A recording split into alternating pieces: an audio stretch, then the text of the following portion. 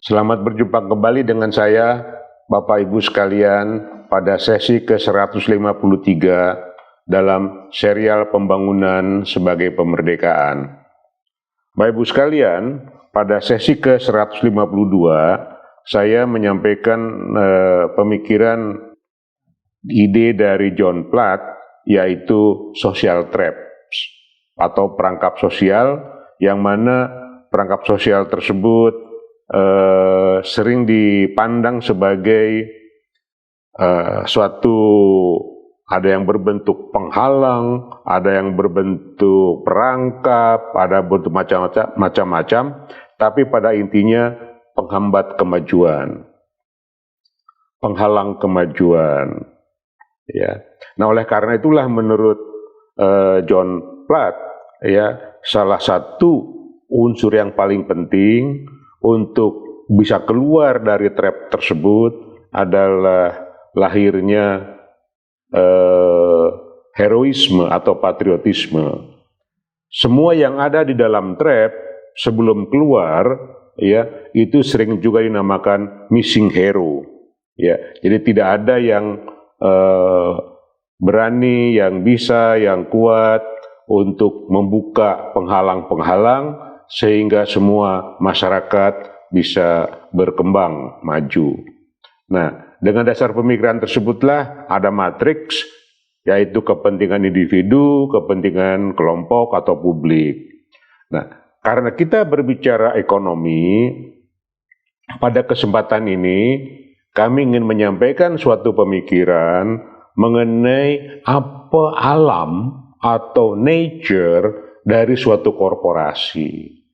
Di sini korporasi bukan sekedar organisasi, ya, bukan sekedar institusi, tetapi sejarah menunjukkan korporasi merupakan elemen utama hasil penciptaan masyarakat dunia, terutama di negara-negara maju, yang menjadi sarana untuk meningkatkan kemakmuran melalui proses perdagangan atau sering dikatakan proses globalisasi.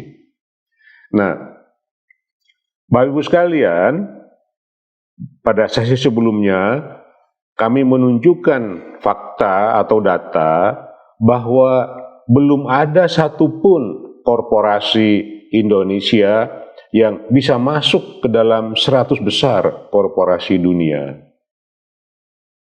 Dunia terus bergerak, ya, secara dinamik, ya, yang mana kalau kita lihat dalam konteks tren jangka panjang, ya, yang terjadi lebih bersifat divergen antar negara-negara di dunia, ya.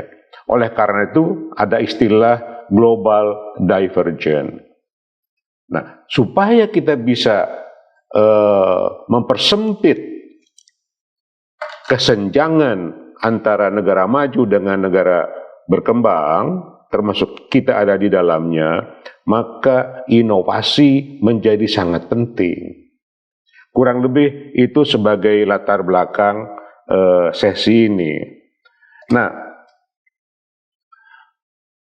apa kira-kira yang bisa menjadi penghambat, penghalang kemajuan suatu korporasi dipandang dari kacamata kinerja ekonomi seperti laba, pendapatan, dampak sosial, dan segala macamnya itu.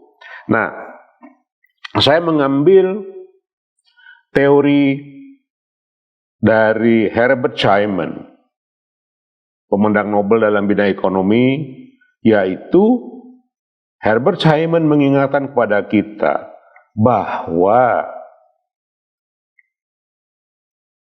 di semua elemen korporasi terdapat yang beliau katakan opportunistic behavior atau satisfying criteria. Jadi perilaku perilaku dari para players atau para pemegang kewenangan dalam korporasi bisa terdeviasi dari kriteria optimasi yang sering disebut optimal solution, karena rationalistic behavior tidak begitu. Menurut Herbert Simon, orang akan mencari kepuasannya dia terlebih dahulu daripada kepuasan publik, katakanlah. Jadi dia akan set cukup segini, katakanlah, kriterianya. Nah, kemudian yang namanya dunia ini, ya, semuanya tidak perfect, ada kesempatan-kesempatan, maka lahirlah yang dikatakan Herbert Simon sebagai opportunistic behavior. Siapa yang memiliki opportunistic behavior dan satisfying criteria itu? Ya. Nah, yang pertama adalah tentu si pendiri atau pemilik perusahaan ini, owner. Yang kedua, tentu karyawan di dalamnya, manajemen. Ya, terutama top manajemen yang mengatur semua jalannya perusahaan. Karyawan sendiri memiliki kepentingan. Oleh karena itu, berdasarkan perbedaan kepentingan tersebut, ya, apabila struktur korporasinya itu adalah membuka peluang-peluang lahirnya oportunis yang mementingkan diri sendiri daripada mementingkan perusahaan, maka kinerja perusahaan akan makin mundur saja atau bangkrut. Contoh klasik seperti VOC, perusahaannya begitu berkembang besar, akhirnya bangkrut juga pada tahun 1799. Bapak Ibu sekalian, dalam slide ini, ya, yang sebelah kiri saya asumsikan ini situasi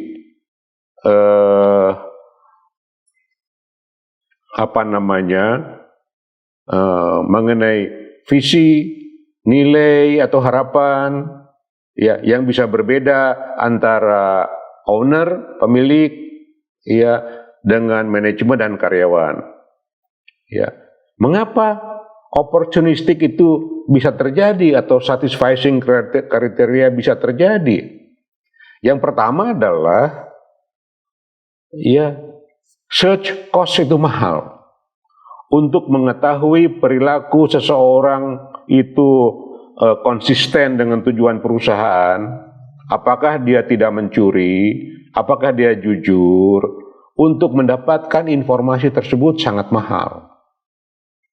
Oleh karena itu, ya, tidak mungkin si owner misalnya mengawasi setiap saat manajemennya.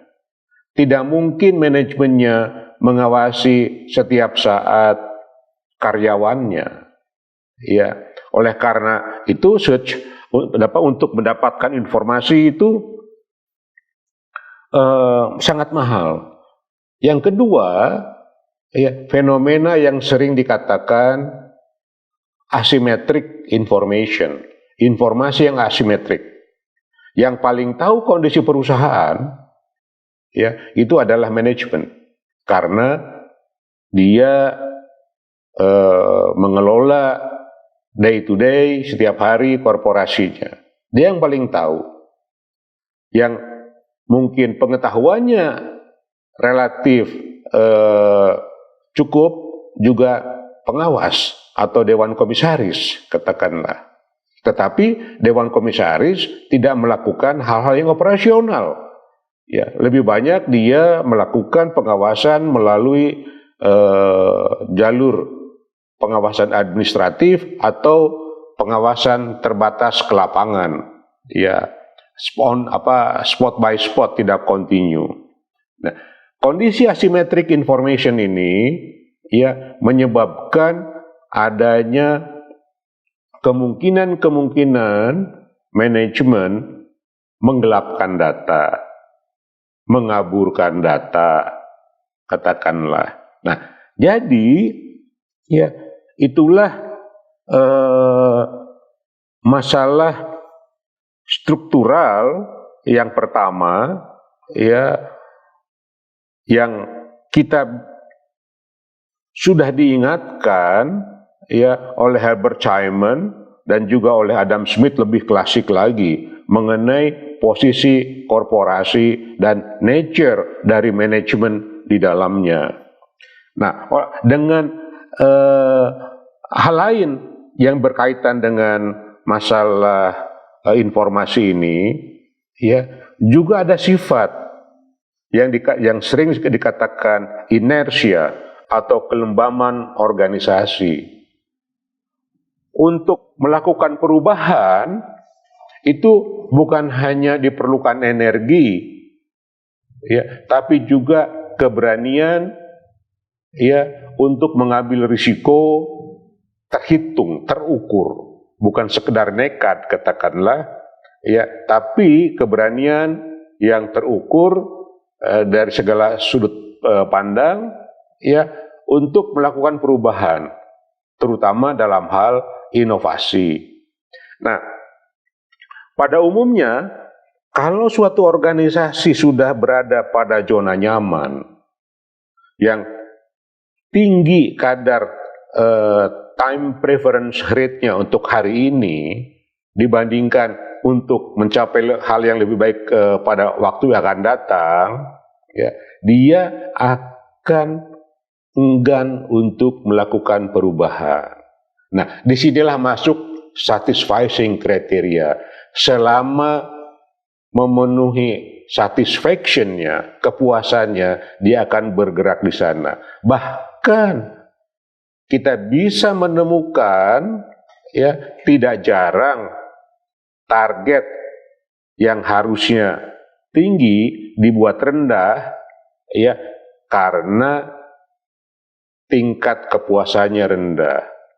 Saya punya kawan orang Korea, ya, dia mengatakan kalau buat perusahaan Korea mencapai target itu bukan keberhasilan, ya, bukan yang bisa memberikan kepuasan bagi owner, ya, yang tinggi. Ya, dia katakan kalau misalnya kinerja itu 2 kali, 3 kali lipat lebih besar dari target, itu baru sukses. Bonus baru diberikan. Kalau hanya sampai target, apalagi targetnya rendah, itu bukan kesuksesan. Ya, itu kalau saya diskusi dengan teman-teman dari Korea karena kriterianya seperti itu, ya, maka manajemen, ya, dipaksa oleh situasi untuk mencapai kinerja yang lebih baik. Ya. Wah, kalau di kita bisa stres dengan cara kerja seperti itu. Ya, memang disinilah perbedaan. Ya, kalau kita mau maju, ya kita harus menyukai pekerjaan kita sehingga bekerja keras pun tidak akan stres karena kita menyukai.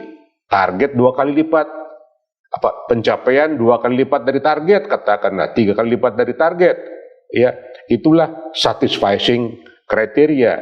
Jadi masalah kultural, yaitu kepuasan mencapai target, kepuasan membuat target, itu juga bisa menjadi persoalan rendahnya kinerja kita, ya.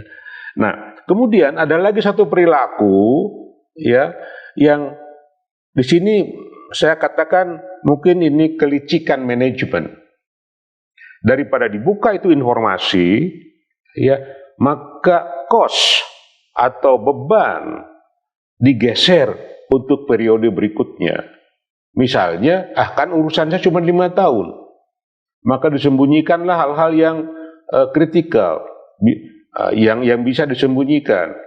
Nanti toh setelah 5 tahun misalnya, ya, yang akan menjadi direksi, ya bukan saya lagi misalnya. Nah, ini risiko menggeser beban ke periode yang berikutnya. Ya, untuk mendapatkan informasi ini, ya selain mahal juga bisa sulit, termasuk juga terjadinya gesekan-gesekan antar owner dengan manajemen, antara board of directors dengan dewan komisaris atau dewan pengawas katakanlah. Nah, selanjutnya ya terdapat dalam kondisi tersebut secara struktural ya pengawasan dan fungsi pengawasan dari dewan komisaris terbatas ya. Oleh karena itu di negara-negara yang maju ya masyarakat, komunitas langsung maupun tidak langsung ya dengan prinsip good corporate governance bisa mengawasi perusahaan. Nah, jadi Bapak Ibu sekalian, ya karena target, karena opportunity itu ada dalam tangan pemilik, ya, maka menjadi sangat penting ya peran dari owner dalam korporasi untuk meningkatkan, mencapai kinerja korporasi ini. Apa implikasinya? Kurang lebihnya kalau ada dua struktur. Yang saya maksud BUMN misalnya dan swasta. Jadi Bapak Ibu sekalian, dalam slide ini saya ingin menunjukkan ada perbedaan antara struktur korporasi BUMN dan swasta. Ya, walaupun kalau kita lihat dari dasarnya adalah Undang-Undang Perseroan Terbatas itu sama. Anggaran dasar bisa relatif sama, ya karena acuannya sama. Nah, yang beda adalah, yang pertama beda adalah modal, ya, yang ditanamkan. Kalau BUMN itu disebut kekayaan negara yang dipisahkan. Jadi bukan dari uang pribadi-pribadi, tapi dana APBN katakanlah, ya dipisahkan dari kekayaan negara menjadi kekayaan atau aset perusahaan. Ya, yang dimiliki si perusahaannya oleh BUMN. Kalau swasta, maka penanam modalnya adalah pihak swasta, baik individu maupun institusi. Nah, yang betul-betul berbeda ya adalah owner, pemilik. Kalau BUMN ya itu pemerintah yang diwakili oleh Kementerian Keuangan, sekarang dikuasakan kepada Menteri BUMN katakanlah. Sedangkan di swasta pemiliknya adalah pribadi-pribadi atau pemodal-pemodal baik perorangan maupun institusi ya dalam bentuk perusahaan. Nah, disinilah titik tolak ya perbedaan antara BUMN dan swasta dalam wujud korporasi. Ya, nah pertanyaannya, apakah faktor ini yang membuat swasta dan BUMN kinerjanya berbeda? Banyak pendapat ya yang mengatakan ownership atau kepemilikan ini sangat menentukan. Ya, kalau milik pemerintah, milik negara, ya biasanya tidak bagus, ya dibandingkan milik swasta. Model ini sebetulnya, ya bisa disanggah juga dengan melihat kinerja-kinerja BUMN yang ada di China atau di Eropa Barat. Di utara katakanlah, di sana banyak juga BUMN yang baik. Ya, jadi kalau begitu, ya ownership memang berpengaruh, ya, tetapi ada faktor lain yang perlu kita perhatikan di samping struktur ownership ini. Mengapa saya mengatakan hal ini? Karena kita menyaksikan ada dua struktur ownership, satu struktur kapitalisme, katakanlah, satu model state-owned enterprise. Ternyata terdapat champion-champion di dua model ownership ini. Ya. Nah, jadi ownership memang merupakan syarat keharusan karena keberadaan korporasi harus ada ownernya. Ya, yang memenuhi persyaratan peraturan perundangan. Tetapi rupanya ownership ini tidak memenuhi syarat kecukupan, sufficient condition. Nah, oleh karena itu apa yang kira-kira menentukan kinerja kelas dunia ini? Ya, saya punya hipotesa, ya, kelihatannya perusahaan-perusahaan kelas dunia ini, ya, berkaitan dengan sifat dari pasar CEO secara global. Artinya, memang ada profesi menjadi Chief Executive Officer, katakanlah, menjadi Presiden Director. Ya, yang sama juga kalau tentara ada jenderal yang hebat. Ya, di perusahaan juga ada CEO yang hebat. Nah, di konteks global, CEO yang hebat ini contestable, terlihat siapa. Nah, oleh karena itu mereka banyak dikejar oleh owner-owner untuk memimpin, untuk menjadi CEO di perusahaannya. Ya, kita sering mendengar istilah bajak membajak CEO, artinya bajak membajak profesional. Nah, hal tersebut mempermudah atau memberikan kondisi lebih aman dalam recruitment oleh owner. Ya. Itulah menjadi bagian dari self-control dalam institusi, dalam membangun dan menjaga reputasi. Jadi seorang CEO yang contestable di pasar global, dia akan menjaga reputasinya, dia akan menjaga nama baiknya, menjaga kinerjanya, supaya dia terhormat. Bukan lagi pada aspek yang menurut Maslow, tingkat kepuasan biologis, tingkat kepuasan yang ada di bawah. Ya, CEO global yang hebat-hebat itu, dia sudah pada tingkatan kepuasannya kepuasan kreatif. Ya, kepuasan yang lebih bersifat psikologis. Ya, itulah kepuasan kreatif. Nah, bukan kepuasan konsumtif. Ya, ini yang membedakan, ya, level tingkatan, ya, kehebatan CEO, ya, dengan karakter tersebut, maka owner menjadi aman. Korporasi menjadi aman, tidak akan dibangkrutkan, katakanlah, tetapi akan dikembangkan oleh CEO yang hebat-hebat itu. Nah, artinya apa? Artinya, pada budaya global korporasi seperti itu, loyalitas terhadap profesionalisme, terhadap bangsa, negara, dan kehormatan dirinya, itu ada pada tingkatan yang tertinggi.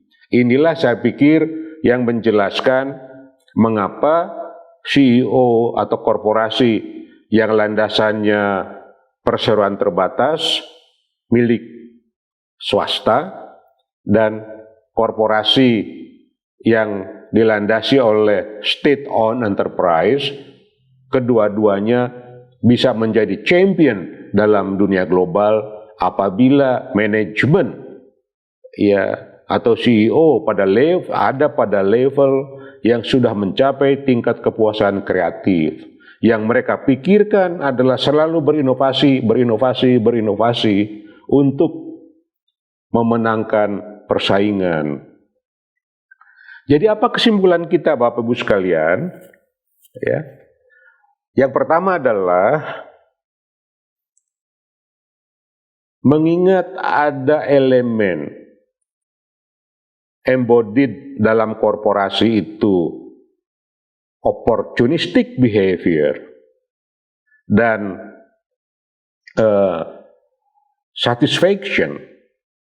satisfying kriteria yang bisa hanya cukup saja, ya, maka solusinya bukan berada pada ownership, private atau state enterprise, tetapi ada dalam kultur dan struktur, ya, yang memungkinkan bekerjanya kontrol, ya, terhadap sifat tersebut. Apa itu? Ya, best corporate governance, ya, yang menjadi bagian utama untuk mengatasi karakter tersebut, dan ya, hadirnya kultur yang menjadikan para CEO itu menjadi satisfied dengan mengembangkan korporasi, dengan mengembangkan kinerja korporasi yang dipimpinnya, ya, mengingat yang dikejarnya itu bukan kepuasan konsumtif, tapi kepuasan kreatif. Itulah yang diperlihatkan oleh Bill Gates, katakanlah diperlihatkan oleh Steve Jobs, ya, itulah, dan yang lain-lain, ya, yang menemukan pengembangan korporasi-korporasi besar menggunakan hasil inovasi. Di situ tidak orientasinya bukan lagi kepada rente, ya, tetapi orientasinya kepada inovasi untuk mendapatkan benefit dari hasil inovasinya. Publik, ya, menjadi pengawas, ya, yang efektif, yang efisien untuk melihat perilaku korporasi, ya, dalam membangun kinerja operasional perusahaan. Oleh karena itu transparansi menjadi demikian penting. Jadi satu kesimpulan utama kita, ya, kalau kita ambil satu saja, yaitu lahirnya budaya corporate leader atau CEO yang proud atas dirinya, ya, apabila mereka bisa melahirkan inovasi-inovasi yang meningkatkan secara cepat, secara besar, secara berarti, dan memberikan manfaat sebesar-besarnya bagi bangsa dan negaranya, bagi karyawannya, ya, melalui proses atau melalui hasil-hasil kreativitas, diantaranya adalah inovasi hal baru. Demikian, terima kasih atas perhatian Bapak dan Ibu sekalian.